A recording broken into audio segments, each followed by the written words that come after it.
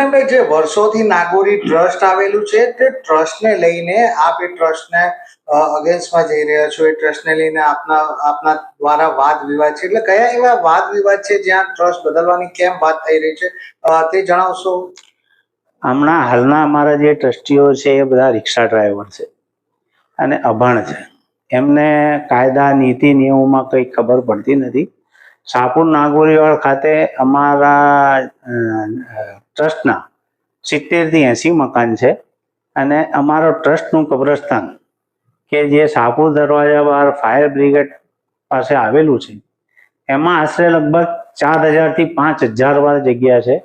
એના ઉપર ગેરકાયદેસર દબાણ થયું છે અને 300 થી 350 ઝૂંપડા અને પાકા મકાન 2 માળના 3 માળના બની ગયા છે.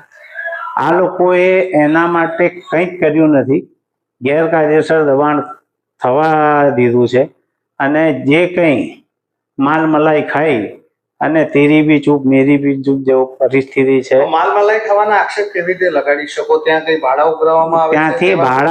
ત્યાંથી જે 1-2 મારવાડી ભાઈઓ છે એ લોકો આખા એનું એમના જે 300-350 મકાન છે એનું ભાડું ઉઘરાઈ લે છે.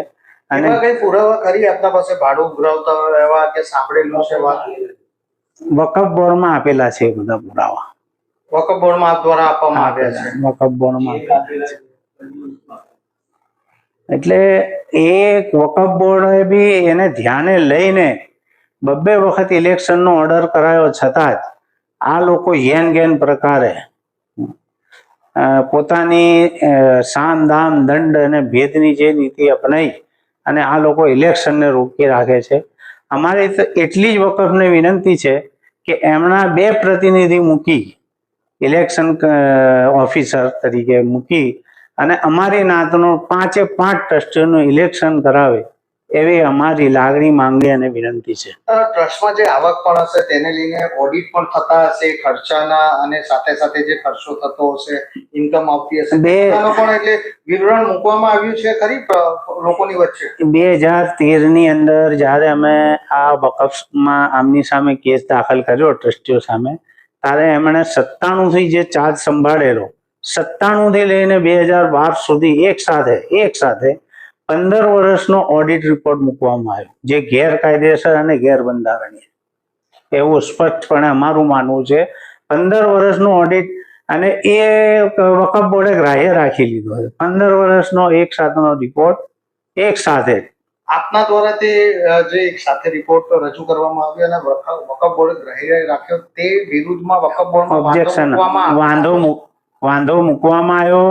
એની સામે વકફ બોર્ડ દ્વારા, અને આ લોકોએ એ વખતે આ કબ્રસ્તાન વેચવા માટે આ ટ્રસ્ટીઓએ તજવીજ હાથ ધરી હતી. વકફ બોર્ડમાં એ લોકોએ મંજૂરી માંગી હતી, તેનો પણ અમે વિરોધ કરેલો અને એનાથી જે તે વખતના ચેરમેન અને બોર્ડ અકળાઈ અને અમારી જે માંગણી હતી ઇલેક્શન, એ ઇલેક્શનનો ઓર્ડર એમણે જાહેર કર્યો. પણ આ લોકો પાસે જે વકફના જે અમારા ટ્રસ્ટના પૈસા છે એનો દુરુપયોગ કરી ને આ લોકો યેન ગેન પ્રકારે અમારું આ ઇલેક્શન અટકાવ્યું. અમે પાછા હાઈકોર્ટના ઓર્ડર મુજબ પાછા અમે વકફમાં આવ્યા અને આ વકફના આ સાણા અને સમજુ ચેરમેન જે લોખંડવાલા સાહેબ છે એમણે આ બધું પરિસ્થિતિ સમજી અને આ તપાસ અધિકારી અહીંયા મોકલ્યા છે.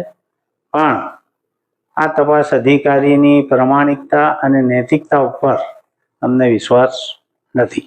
બીજી શું માંગ છે કે તપાસ અધિકારી કાં બદલી આપે અથવા તો અમારા જે નાતનું જે છે ટ્રસ્ટીઓની નિમણૂક, એ 2 ઇલેક્શન ઓફિસરની નિમણૂક કરી અને ઇલેક્શન કરાઈ અને જે ટ્રસ્ટીઓ આવે એ નામ જાહેર કરવા વિનંતી છે. જો આપની માંગો પૂરી કરવામાં નથી આવતી તો આગળ શું પગલું ભરવામાં આપ દ્વારા આવશે અને ક્યાં કોર્ટનો કંઈક ને કંઈક ટ્રિબ્યુનલ? અમે કાયદાકીય રીતે લડત ચાલુ રાખીશું. મારું નામ મોહમ્મદ ઇબ્રાહીમ ગુલામ મોહમ્મદ નાગોરી ઉર્ફે લતીફભાઈ. શું મામલો છે? નાગોરીવાડનો છે, કોઈ મસ્જિદનો મામલો છે, વકફનો મામલો છે, જેના માટે આપને મીડિયા સમક્ષ આવવું પડ્યું આપની રજૂઆત મૂકવા માટે? અમે નાગોરીવાડ શાહપુર મુસ્લિમ નાગોરી જમાતના સભ્ય છીએ. 1953માં અમારો ટ્રસ્ટ રજીસ્ટર થયેલો છે અને છેલ્લા 30 વર્ષથી અમારા જે ટ્રસ્ટીઓ છે એમના ગેરકાયદેસર વહીવટ સામે 2013થી અમે વકફ સામે લડત આપતા હતા અને તારીખ 25/2/2026 રોજ વકફ દ્વારા અમારી લડતને ન્યાય આપી અને જે હુકમ કરેલ છે કે એમાં 5 ટ્રસ્ટીઓની નિમણૂક કરવાની અને એનો ઓર્ડર જે હું આપને બતાવું છું એ ટ્રસ્ટનો ઓર્ડર્સ કરવામાં આવ્યો છે કે 5 ટ્રસ્ટીઓની નિમણૂક કરવામાં આવી છે.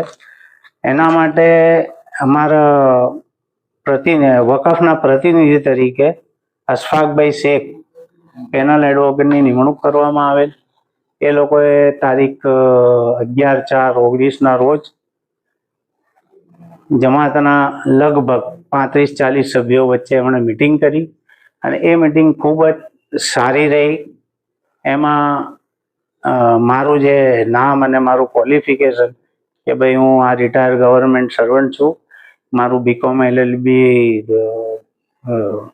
મારો અભ્યાસ છે, તો એટલા પ્રસન્ન થયા અમારા પ્રતિનિધિ અને કે મારા તરફથી આ એક ટ્રસ્ટી ફાઇનલ, તમારે બીજા જે કરવા હોય એ કરો. પછી બીજી મિટિંગ એમણે 19/4 રાખી અને એ રવિવારના દિવસે આખું, અને એ મિટિંગની અંદર એમણે આ ઓર્ડર્સ મુજબ એવું કહ્યું કે જૂના જે 2 ટ્રસ્ટીઓ છે એ ટ્રસ્ટી નથી અને 19 તારીખે એમના ગમે એ પ્રેશરમાં આવી અને એમણે કીધું કે ભાઈ આ 2 ટ્રસ્ટીઓ ચાલુ છે. હવે એ 11 તારીખે સાચું બોલતા હતા કે 19 તારીખે છે, એટલે એમની નૈતિકતા અને પ્રામાણિકતા ઉપર અમને શંકા છે. એટલે ઓર્ડર જે થયો તો ઓર્ડર જ માન્ય લાગશે ને, જે લેખિતમાં છે એના પછીનો નવો કોઈ ઓર્ડર થયો છે?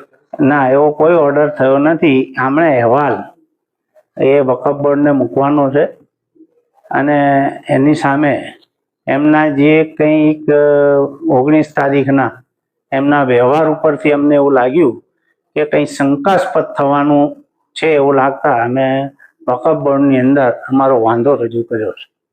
તો આપના અંદાજે એટલે જે છે વકફ બોર્ડમાં તે પછી સંપર્ક કરવામાં આવ્યો છે ખરો? ના, અમે આજે અમારો વાંધો છે એ લગભગ